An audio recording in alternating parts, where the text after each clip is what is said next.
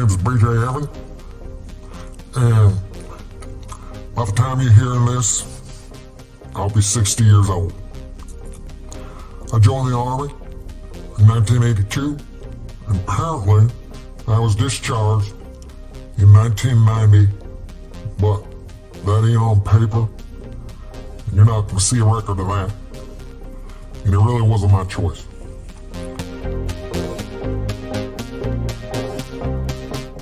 During my career, I saw a lot of things.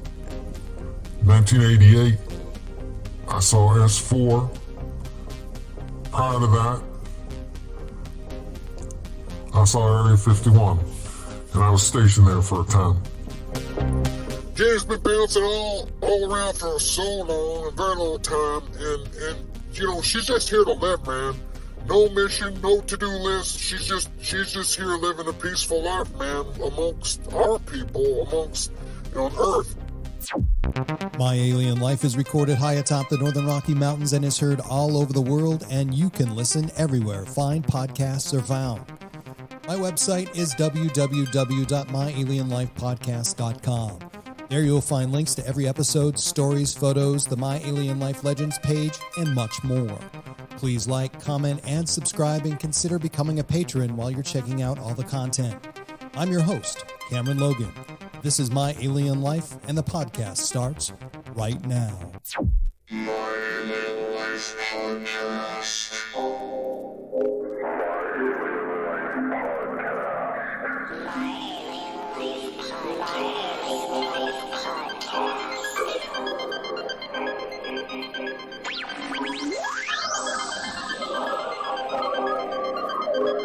Three, two, 1, 0, and liftoff.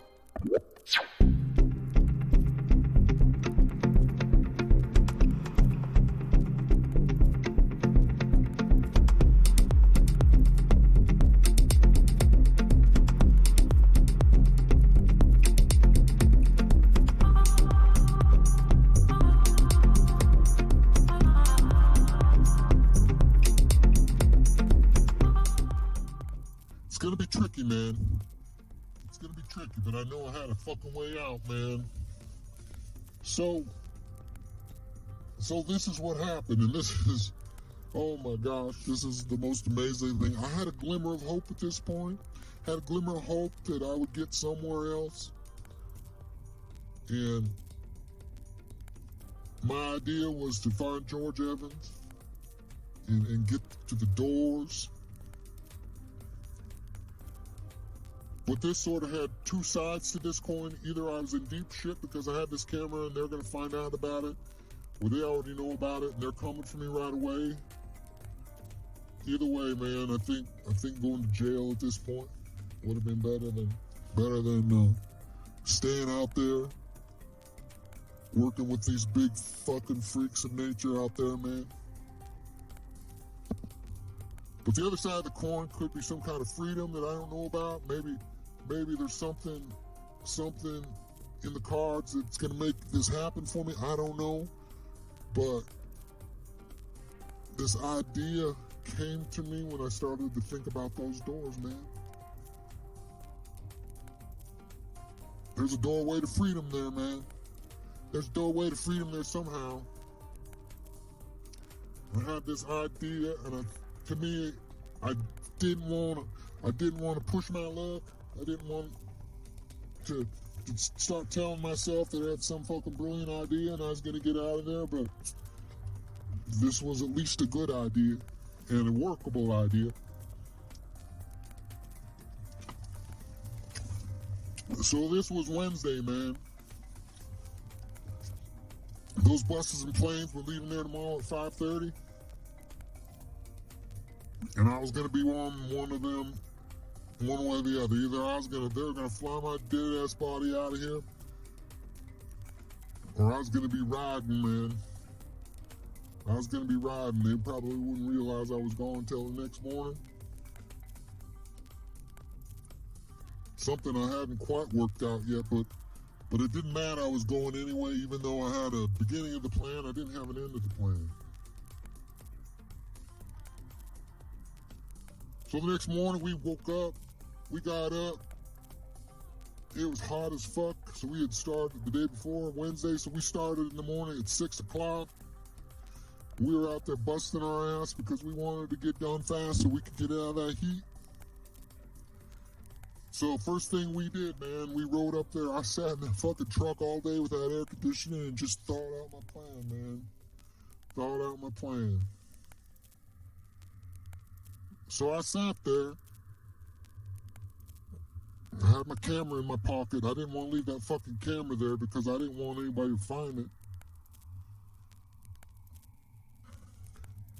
So inside that truck, man, was box of gloves and all brand new gloves, and there was probably enough for 2 weeks for these boys. So I stuck the camera under that box, inside that box, under the gloves rather, man, and I figured it'd be safe there, man. So I stayed in that truck and guarded that camera with all my life that day, man. And so we got back, man. Must have been 2:30. So I figured we got about 3 hours before we're gonna get an opportunity to get on a bus or a plane, man. And right then and there, I made the decision, it's going to be the bus. There's no fucking way I can get on that plane. So I'm feeling really, really anxious at this point because my plan had just started, and it just started, man. And I really didn't have anything, but today it was now or never, man. I was going to do it today. I was going to do it that Thursday.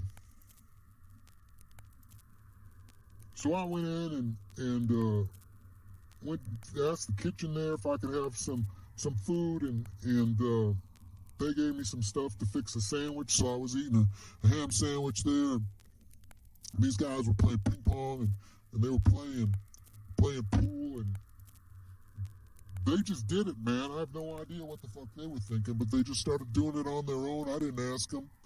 Something was weird. Something was up. They knew something was going on. So I'd taken the camera out of that box of gloves and I stuck it in my pocket, man. And I didn't shower. I didn't really need to shower. And these boys were all showered and everything, and they were just finishing up a couple of games of pool and some ping pong, and they turned on the TV and they seemed to be settling in. So I decided I'm going to go for a little walk, man. I walked outside and walked along those concrete barriers, man. And there's probably about a 40-yard walk before it comes to the next building. And it's the back of the hangar, man. So out the back of the hangar, man, is a door. That's my door number one, I call it. So that's my first opportunity to use the door to get out, so to speak. I figured it was doors or nothing, man, at this point. So I walked up to this door. There was nobody out there, man. I was worried that they might have me on video or whatnot. But as I approached the door, I kind of started to veer off to my left, like I was going to make a big horseshoe turn and go back to the rec room. And I let that camera slide out of a hole in my pocket that I cut myself. It slid down the inside of my leg, inside the right of my leg, and dropped out of the cuff of my pants by some dead grass growing that had grown there last spring, man. And there it lay, right there in the middle of the fucking desert. There were some dudes working in that hangar, man, and I could hear them in there. I could hear them talking, and I could hear them doing whatever they were doing, and probably working on some kind of plane. Usually there's mechanics hanging out there. So I started walking back to the rec room, man. Back to the rec room door. Door number 2. And I know I'm going to hang out there for a while, man. Until I get my chance.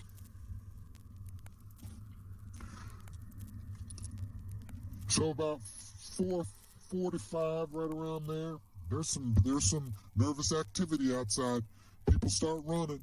I see some dudes that guard and walk around and secure the place. They start running, and everybody's running in a different direction. And finally, they make their way out front by the barriers of where the buses pull up, where they're gonna pull up soon. And they're talking, and then more dudes come. Pretty soon, there's about maybe 50 people out there, and they're all talking and they're all excited. And they run over to the hangar where I dropped that camera, and they're talking to some guys in there. They take a couple of guys out of there that are working, and they have them over by the side of the building. There's a group talking to those guys. And then they bring a couple trucks and throw those two mechanics in the truck. And then they go in the rec room, and there's mechanics in the rec room, and they go grab those mechanics. So all in all, they take about 8 guys. They're talking to them outside, and then they take them in trucks and leave. And then the rest of the dudes are out there, and they're in a straight line, and they're looking for something. They're taking pictures of footprints. They're doing all kinds of shit, taking pictures of the building. I know at one time they got some kind of thermal imaging or some kind of imaging camera, and they're looking for something. They're looking for somebody. They're trying to figure it out, man. Who breached security and had a fucking camera at Area 51, man? As God is my witness, man, when 515 came along, they had one dude standing out there, and he said, just get on the fucking bus. And he was pissed. He was so fucking pissed. And all these people, these fucking scientists, nerds, and whoever else, I love them all. I gotta say, I love them all. They were the only ones nice to me. They scrambled to get on that bus, and they were scared shitless, man. They put the fear of God in those motherfuckers. Each one of them was afraid that they were going to jail. They knew there was something up. They knew something happened, and I'm sure the ones that were feeling a little bit guilty might have had some thoughts about whatever. Maybe they wanted to escape as well. But each person there was worried about their own thoughts or maybe something they had done in the past. No matter how minor, man, they knew that fucking security there and the consequences of doing anything wrong there were so grave that they were all shitting their pants, man. I swear to God, even those fucking security dudes out there, man, were shitting their pants. Everybody was scared to death, and everybody had their own idea of what was going on, and everybody was starting to feel guilty.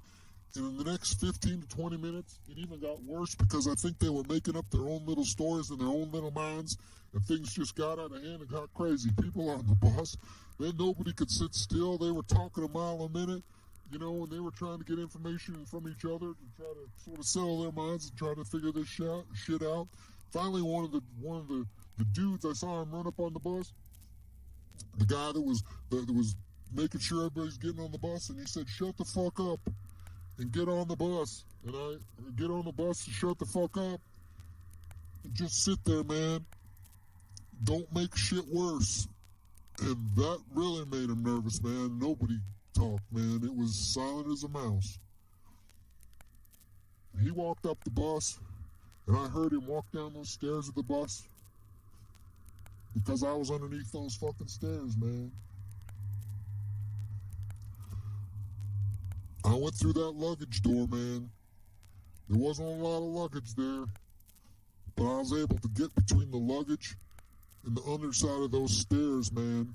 Just right off the engine compartment. Fucking engine was running. And you think it was hot outside, man. Just think about being in the underside of a bus right next to the fucking engine and transmission, man. Right behind it. These were modernized buses, man, but those luggage compartments were pretty rough ride, man.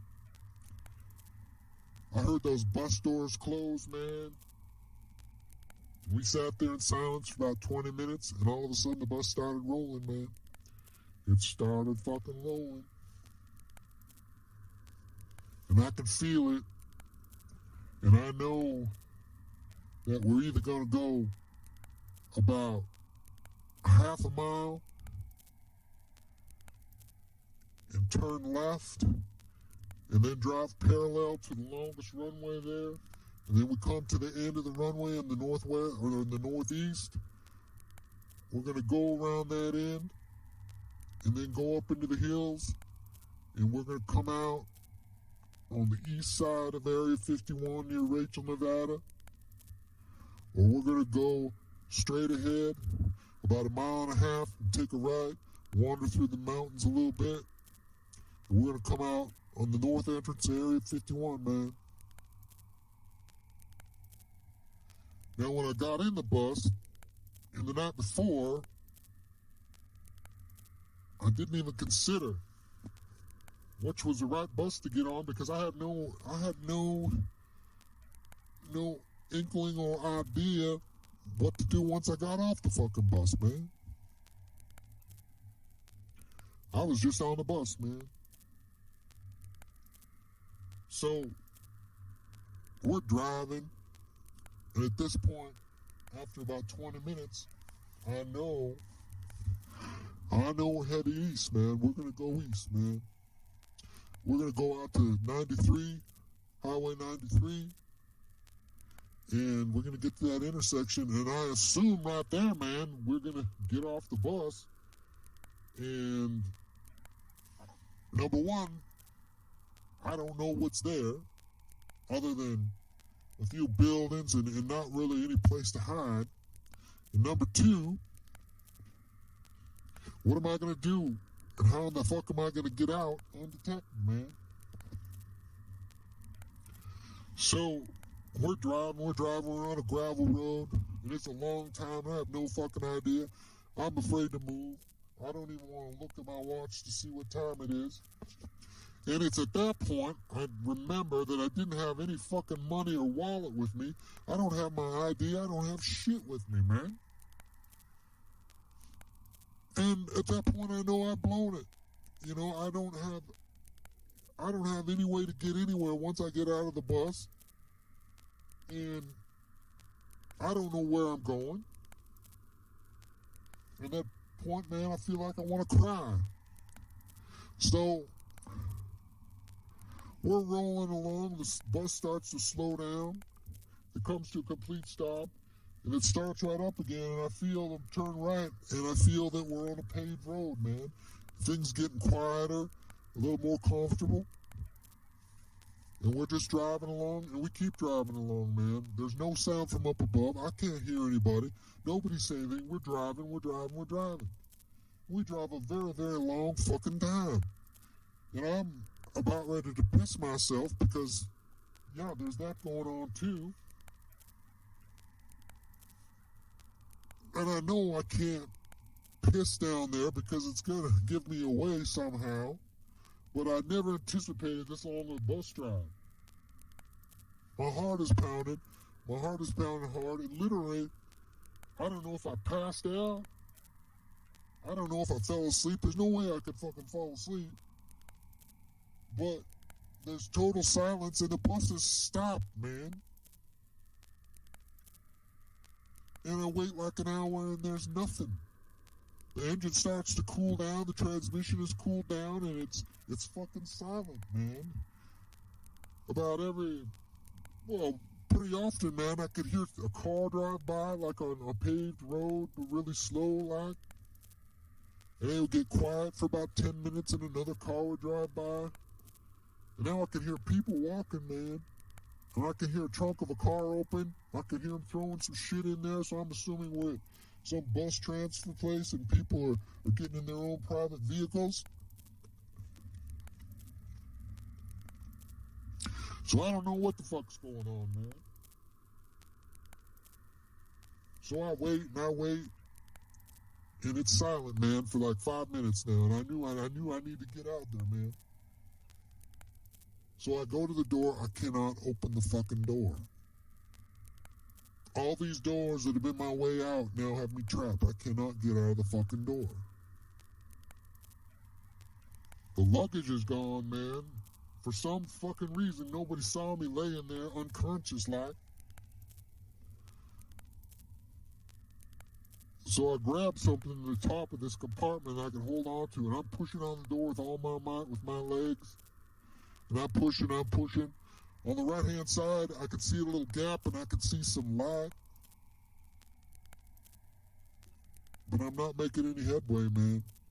So I turn around, start feeling for that edge with that light, and I go down and I feel this rod, man.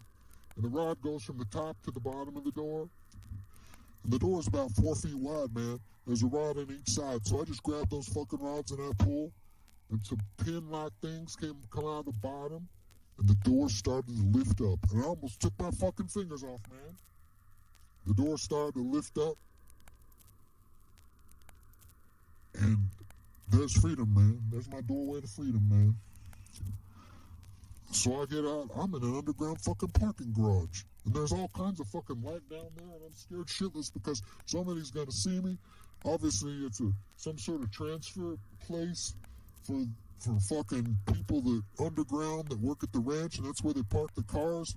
I have no fucking idea where I am.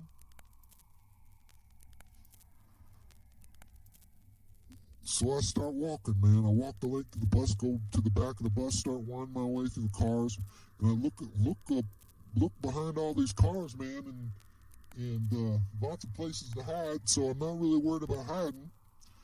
So I kind of sneak my way through these cars, and right across what looks like about a 20-foot area where cars drive through down a ramp, there's a fucking elevator, man. There's a fucking elevator under there, man. And there's a sign, and I can fucking read that sign because it's huge and it's lit up and it's got all kinds of lights. And to the right of it, there's another sign that says, fucking hey, man, I'm at the Luxor fucking in Las Vegas, man. I'm at a fucking casino. They fucking dropped me off at a casino. I turn around and look at the back of the bus, man, and it's got a big vinyl logo on the back. It says your gateway to the Luxor. I'm at a fucking casino in Las Vegas, man. What a way to fucking blend in. And I think I got about 20 hours or so before they find out I'm gone. So at this point in time, did you feel that you'd escaped? I mean, obviously you're someplace that is at least 100 miles away from where you started. Obviously, there's a little bit of buffer zone between there and Area 51. So you had to feel good at this point, right? No, man, no, because I mean, I was thinking the whole time that you know, hopefully that camera out there would cause such a security ruckus that I'd buy me some time, man. I don't know how much time I had. I don't even know. Maybe they were already looking for me. I have no idea. But I needed to find some place just to hide out, kind of collect my bearings, maybe think about a plan, because up to this point, even though on the outside it looks pretty good, I got the fuck out of there, got out of Dodge quick, but I had nothing, man. I had nowhere to go. I had no money, no nothing.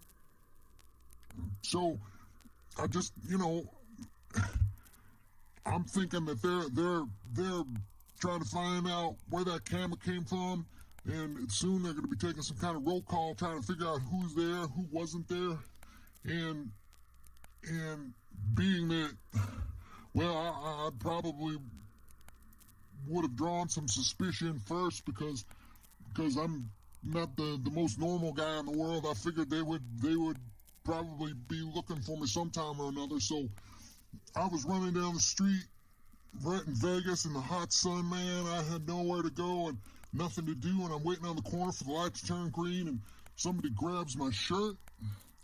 I turn around, and there's like 5 little Mexican guys, man, saying "Mira, mira," and they got these little cards in their hand, and they're kind of snapping them, and so I took one,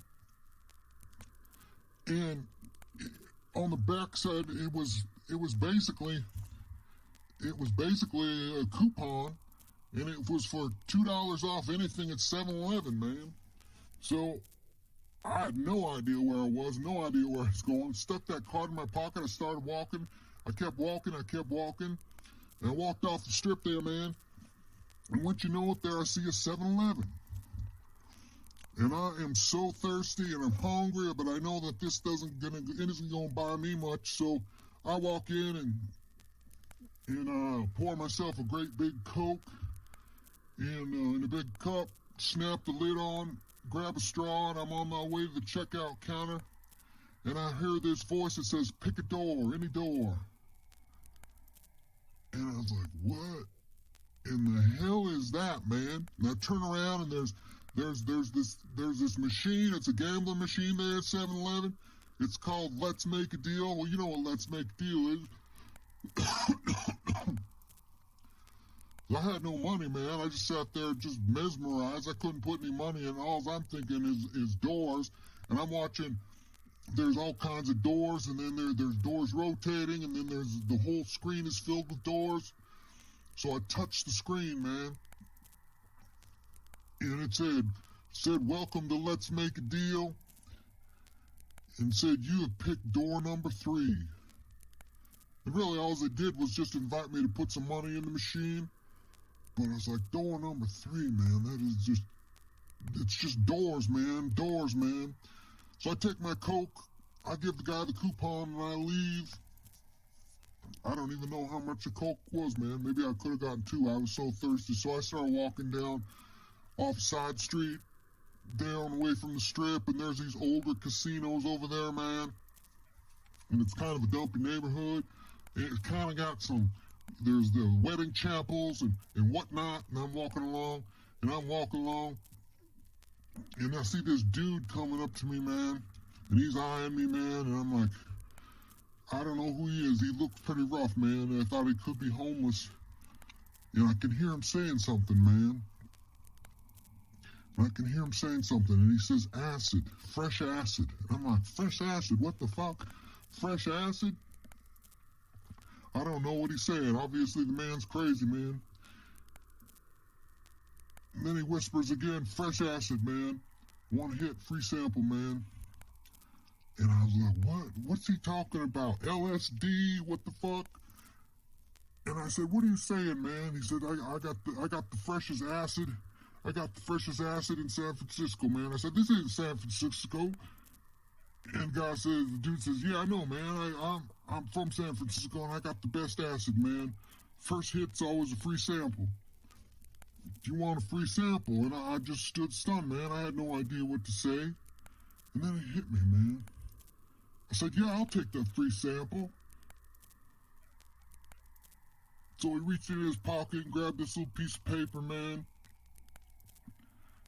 It was inside what looked like some sort of little, I don't know, man, some little plastic case, clear plastic case. I could see other pieces of paper in there, man. And he peeled off one and he handed it to me. And I said, thanks. And I started leaving. He says, whoa, man. You got to take it now. I said, what? You said it was free. He said, yeah, but you got to take it now, man. And I said, why do I got to take it now? He said, because you like it, you buy more, man. So I said, no, I don't want to take it. So rather than getting into an argument, man, I took it. I just stuck it in my mouth. And he just said, wait a minute, man. Just tell me what you think of it, man. We got a couple friends over there in California that we do this, and we probably consider this the best that you will ever find. And I told him I had no idea if it was the best or not because I hadn't had any acid before. Of course, I didn't tell him that I had been drinking some cactus tea that just blew my mind, man. So I'm standing there watching him, man. He's looking at me. And he seemed to be a pretty good dude. And we just started having a conversation, man. And we were kind of out of the way, and there was not much traffic, so I figured we were pretty safe there, man. And he invited me down to go walk down. He said he had a place down off the strip there, man, in an older hotel. And if I liked, I could come down there and hang out with him for a while, man. And I said, okay. I kind of considered it because maybe it was way out. Maybe it was way to get somewhere. And then, wow, that shit hit me, man. It hit me like a brick in the fucking head, man. Everything started moving and undulating, man. And I could look over and I could see some of the bigger buildings off the strip. They just kept getting taller and taller and crawled up in the sky. And I didn't know if I could take it, man. I was about ready to freak out, but I kind of had to go with it. You know, I made my own bed, and I'd been in this place that was really similar before. So I just said, let's go for a walk, man. Just let's walk with me, man. The guy said, okay, and we started walking down this street, man. We walked past all kinds of businesses and little mini malls and whatnot. Nothing was really too busy, and I wasn't really worried about too many people seeing me because I was with a dude, and who knows who this dude is, so nobody knows who I am. I figure two guys together are a lot less to draw suspicion than one dude like me, man. So we're walking along, and I don't know, man. Things just started to get so weird, man. Everything was so colorful and so bright. I was kind of wishing I had some sunglasses. And this dude's talking and jibber-jabbering all over, and I don't understand what he's saying. But he's talking about the hotel he's staying, and I should come down, and it's number 3, which, number 3?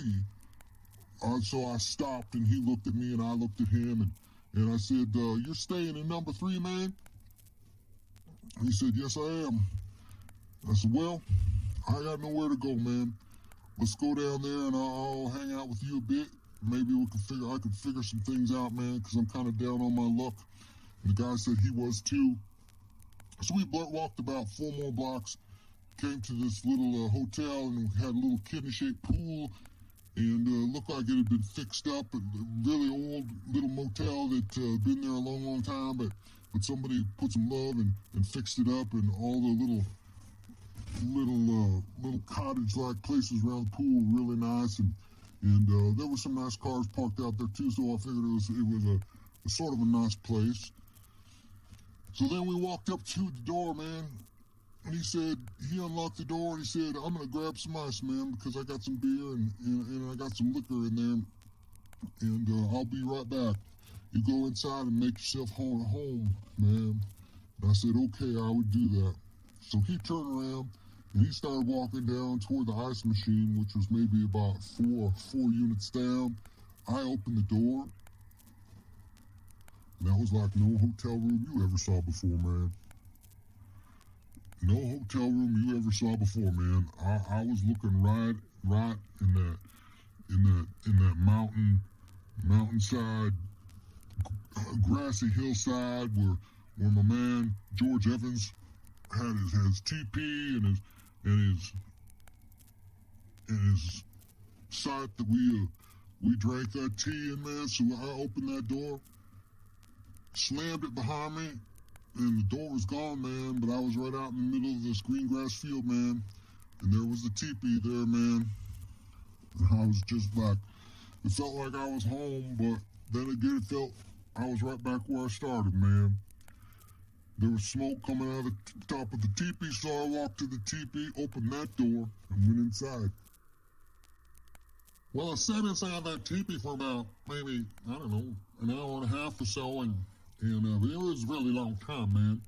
And it was kind of a hot day in there, but I was kind of stunned and I was worn out. I really didn't know what to do. When I finally came out of there, man, I was expecting to walk over to George Evans's house, which is about 200 yards away, down this little trail, man, down the side of the hill, because his junkyard was right on the edge of these woods, man. And from the woods, you wouldn't really know that it was, there was a junkyard there. This was just a nice, peaceful place in the woods, man. So I started to walk out, and I looked over, and there's sweat lodges there, but something was missing. Something was really highly unusual, man. And finally, it occurred to me that the road that was there, and you could actually drive it. It wasn't a very good road, man, but it was a road nonetheless. You could get in that road, and you could drive back and forth. And there was no road there, man. And I knew just right down the hill and through the trees was the junkyard, so I started walking in that direction. And by the time I walked about 30 minutes, man, I knew something was wrong, man, because there was no road, there was no junkyard, there was no George Evans house, there was no nothing, man. It was just all woods and trees and even longer grass than I remembered last time I was there, man. So I didn't know if it was the trip I was on, because I was still tripping hard, man. I was still tripping hard, or what it was. So I just kept walking. And I swear, man, I must have walked 3 hours. I have no idea. It was a long, long ways, man. I could see some dust off on the distance. Kind of the whole woods kind of tapered off, and I could see what looked like maybe like dry ground out there, man, and even some brown grass here and there, man, and I could see this dust coming at me, and after about 10 minutes, I could tell it was a car driving really, really slow. Not only was it a car, man, it was a really, really old car, man. So here's me walking out in the middle of nowhere, and here's this old car driving at me, and I didn't know whether to run, so I just, I figured if anybody's going to come and get me here, they're going to be driving in the old car. I mean, this car was old, man. 1920s, I don't know, man. It was really old. So I'm just waiting for this car to show up, and I'm still walking toward it. And finally, I just kind of sat down on the rock there. There was a bunch of boulders in the area, and this car came driving up, and there's this old Indian dude inside, man. And this time I was tripping big time, because I was just, I can't handle this shit on a good day.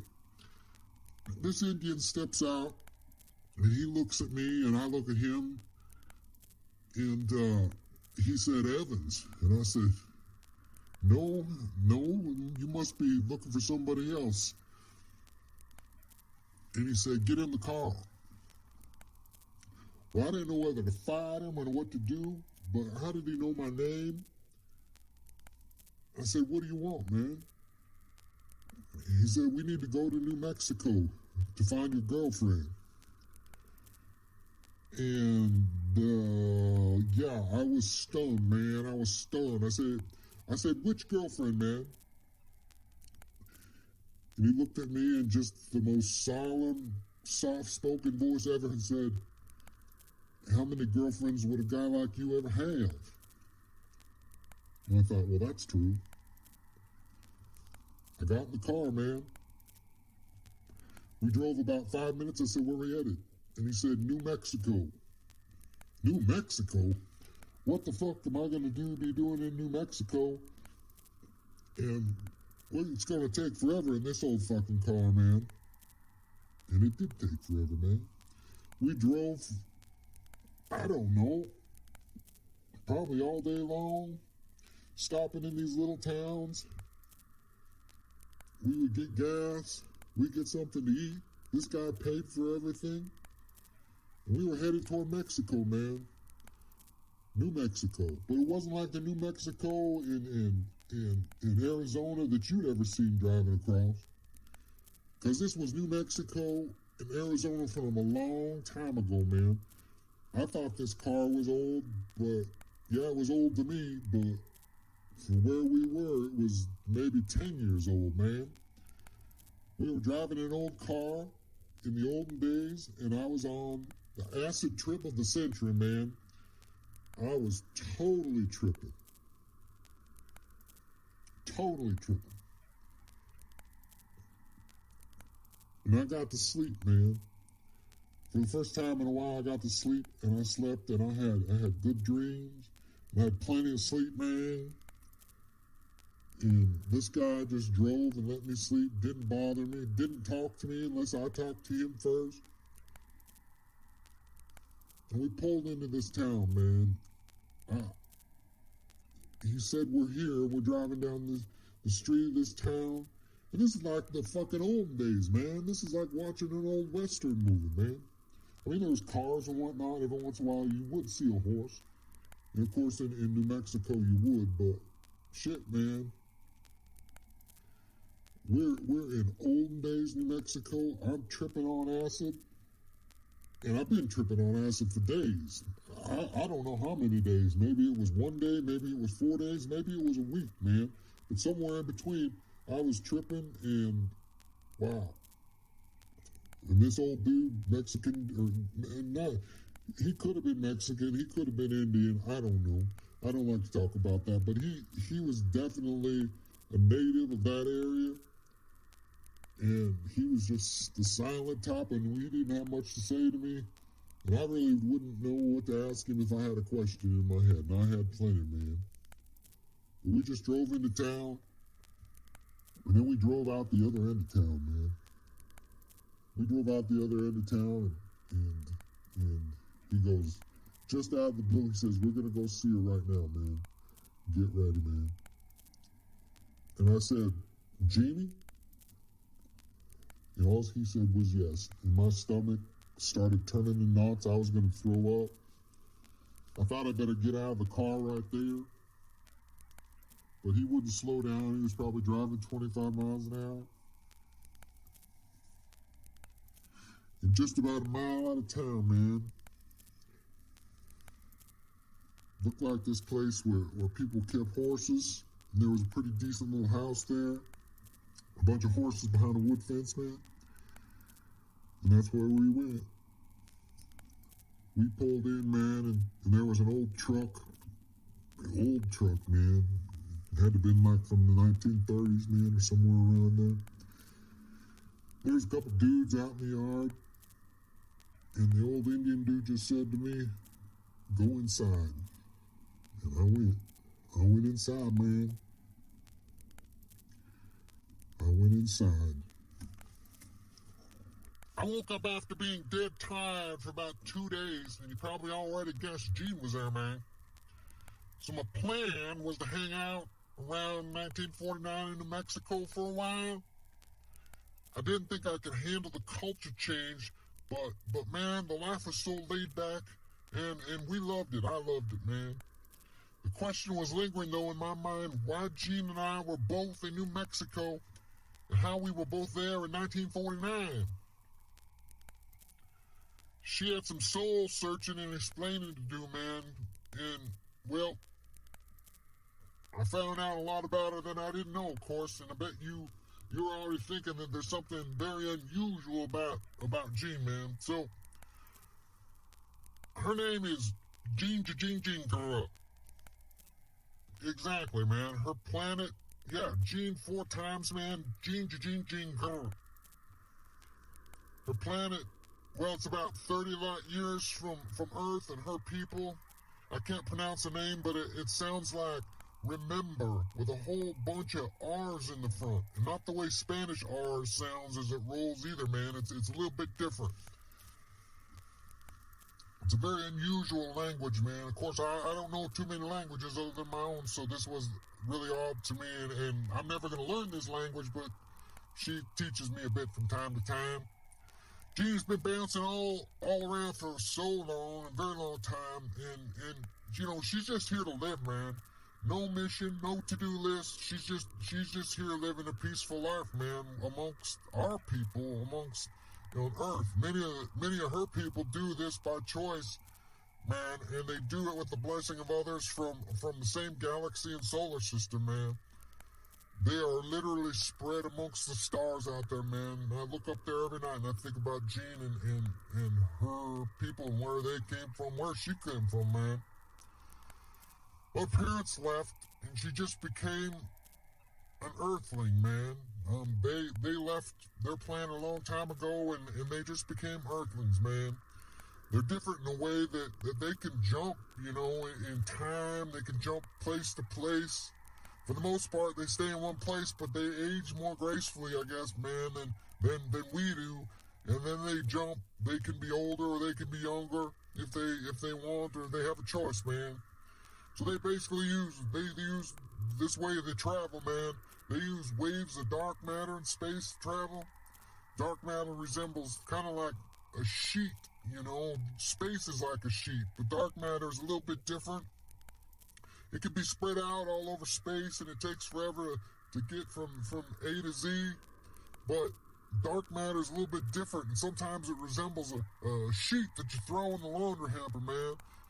If it's all spread out on a bed, its distances are a long ways, man. But when you encounter dark waves that are folded up and bunched up, you just go through space and time, through the balled up darkness, and easily get from one space to another, or one place from another.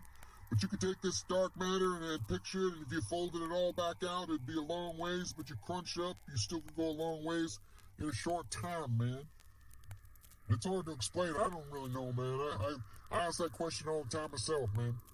But their body chemistry allows them to do that, man. And they can get in that altered state that allows them to go in time and place.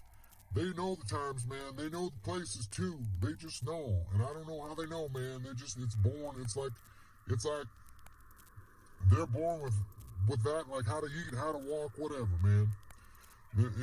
And Jean knew exactly where I was, and she's the one to help manipulate my trips, man. She was waiting patiently and always had been, man. She was just making sure that I wanted the same things as she did, you know. And I did.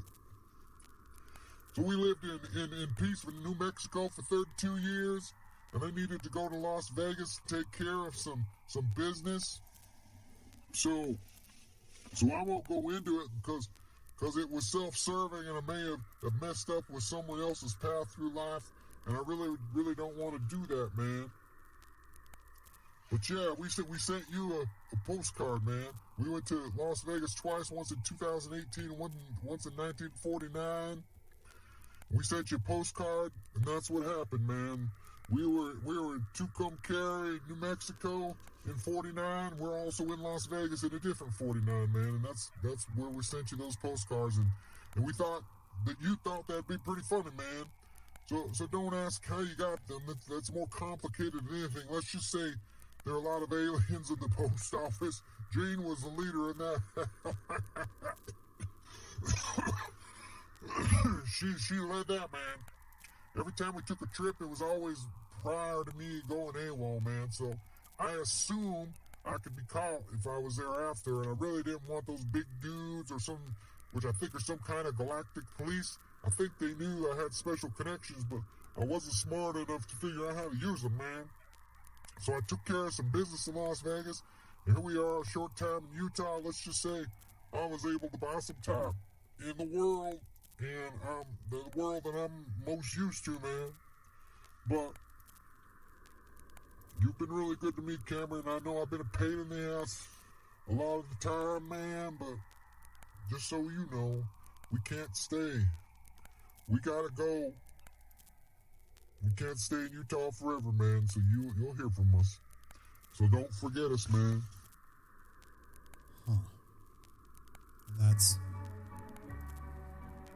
What more can I say? That's one of the best friends I've ever had. You know, you reach a point in your life, and for me, it's like 54. And I meet this guy randomly.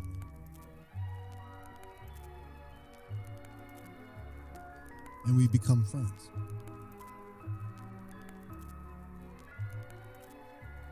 I don't know where he is right now. I don't know. I haven't heard from him.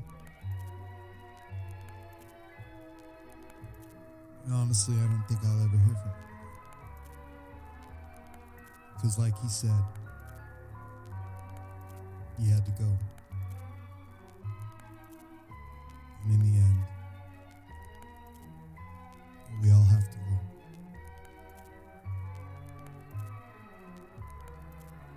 So this is dedicated to him. And it's also dedicated to all of you. Thank you for being part of 3 years, whatever it's been. Being such a huge part of this journey. It's all about you. And who knows? It's not where we end up. It's about the journey. It's about us. It's a story about us.